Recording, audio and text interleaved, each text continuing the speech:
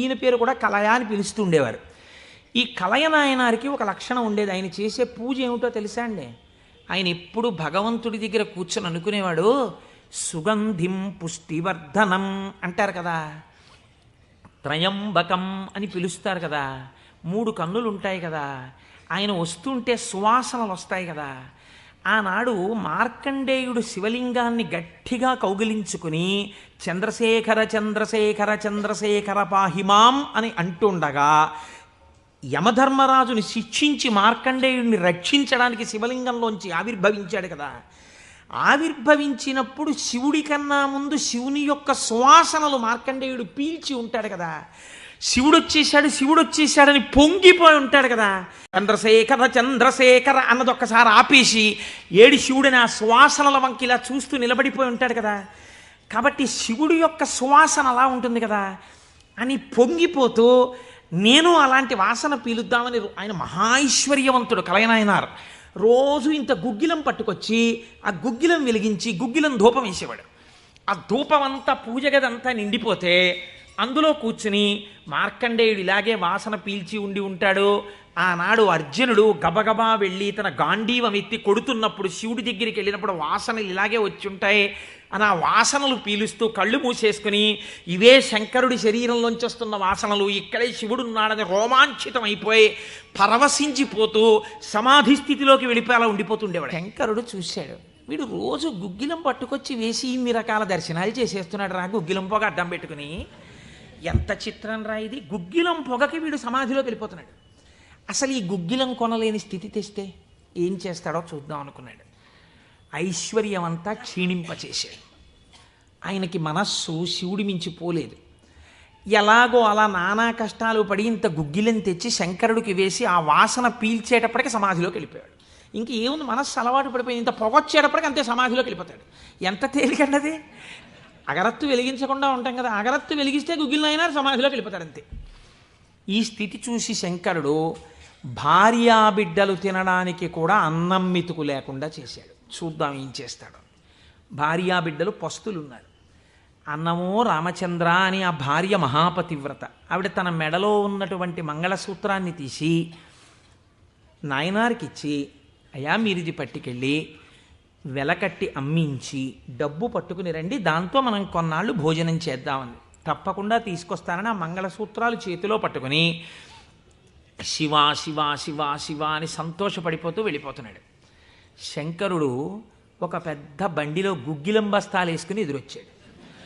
మళ్ళీ దొరకవుట గుగ్గిలం, అందుకని చెప్పి బస్తాలు కొనుక్కెడుతున్నాను, ఎవరైనా కావాలంటే కొనుక్కోండి అని అరిచాడు. అమ్మ బాబోయ్, గుగ్గిలం దొరకదటని చెప్పి ఈయన గబగబా మంగళసూత్రాలు ఇచ్చేసి గుగ్గిలం బస్తాలు కొనేశాడు. పోనీ గుగ్గిలం దొరకదంటున్నారు, ఇంటికి పట్టుకెళ్ళి ఈ గుగ్గిలాన్ని దాచుకుని రోజు ఇంతంత వేద్దాం అనుకున్నాడా? నిజంగా నాడు శంకరుడు వస్తుంటే సుగంధిం పుష్టివర్ధనం ఇదొక్కటే ఆయన సమాధికి కారణం. ఇంత గుగ్గిలం వెలిగించి మధ్యలో కూర్చుంటే అసలు నిజంగా శంకరుడు విరాట్ రూపంతో వచ్చేసినట్టు ఉండదు. కాబట్టి ఈ గుగ్గిలం అంతా వెలిగించేస్తానన్నాడు. ఇంట్లో వెలిగించేస్తే బాగుండదు, పొగలు వచ్చేస్తాయి.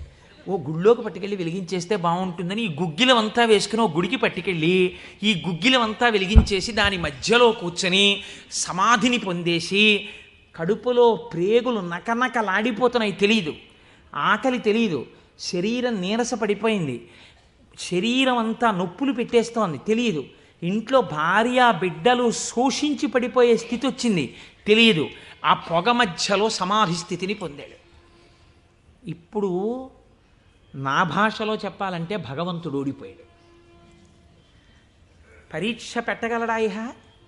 ఏం పరీక్ష పెడతాడు? కాబట్టి చూడలేకపోయాడు ఆయన. అమ్మ బాబోయ్, ఇదెక్కడ భక్తి రాని గబగబా కుబేరుణ్ణి పిలిచాడు. కుబేరా, ఇలా నా పక్కన ఎన్నాళ్ళు నించుంటావు, నాకేం అవసరం లేదు. అడిగో మహానుభావుడు చూసావా, గుగ్గిలం పొగ మధ్యలో కూర్చున్నాడు, పెళ్ళం మంగళసూత్రాలు అమ్మేసి. వెంటనే వెళ్ళి ఆయన ఇంటిని బ్రహ్మాండమైనటువంటి అంతఃపురంగా మార్చేయి, భార్యకి బిడ్డలకి భూమండలంలో లేనంత ఐశ్వర్యాన్ని ఇచ్చేయి, ముందు ఉత్తరక్షణం వాళ్ళకి షడ్రశోపేతమైన భోజనం పెట్టు అనేటప్పటికి వాళ్ళ ఇల్లు మారిపోయింది, షడ్రశోపేతమైన భోజనం వచ్చింది. అయ్యో భర్త గారు ఎక్కడికి వెళ్ళారో అనుకుంటోంది ఆవిడ. అశరీరవాణి వినపడింది.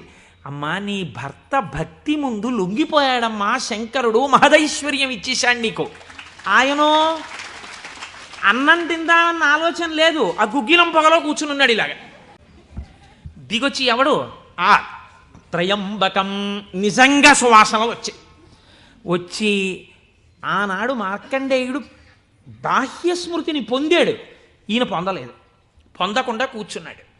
ఇప్పుడు ఆ పరబ్రహ్మం ముట్టుకోవలసి వచ్చింది. ఇలాగ ముట్టుకుని కదిపాడు. ఓయ్ కలయా కలయా అని పిలిచాడు. పిలిస్తే ఆయన గభాలన బాహ్య స్మృతిని పొంది అబ్బా శంకరుడు వచ్చేసాడన్నాడు. నిజంగా కనపడితే ఇలా అరుపులు కేకలు ఉండవు. కందులంబట నీరు కారిపోతూ ఆ స్వామి పాదాల మీద పడిపోయి ఏ సుగంధిం పుష్టివర్ధనం అన్నాడో ఆ సువాసన పీలుస్తూ అలా పడిపోయి ఉండిపోయాడు. శంకరుడు భుజాలు పట్టుకుని లేపి, ఒరే నాన్న నువ్వు ఇంటికి వెళ్ళింత అన్నం తినరా, నా కడుపు నిండుతుంది, తొందరగా బయలుదేరరా నాయన, ఇక్కడ ఎన్ని నైవేద్యాలు పెట్టినా నాకు వంట పట్టట్లేదురా, నువ్వు ఇలా పడిపోతే తొందరగా వెళ్ళరా బాబు, నీకు ఎక్కడ లేని ఐశ్వర్యం ఇచ్చేశాను, కావలసినంత గుగ్గిలం వేసే, ముందు వెళ్ళి అన్నం తినన్నాడు. అప్పుడు ఆయన ఇంటికి వెళ్ళాడు. ఇంటికెళ్ళి షడ్రసోపేతమైనటువంటి భోజనాన్ని నాయనార్ స్వీకరించాడు. దీన్ని గుగ్గిల నాయనార్ అంటారు పెరియ పురాణంలో. ఎందుకంటే శివపురాణం చెప్పుకుంటూ నాయనార్ల చరిత్రని అనుసంధానం చేసి ఉత్తరాయణ పుణ్యకాలంలో నాయనార్ల గురించి వింటే పార్వతీ సహితుడైనటువంటి ఆ పరమశివుడు పొంగిపోయి పరవశించిపోతాడు. అందుకే లౌకికమైన ఉదాహరణలు మానేసి అవసరమైన చోట నాయనార్ల చరిత్రలే కలిపేద్దాం. ఇలా 60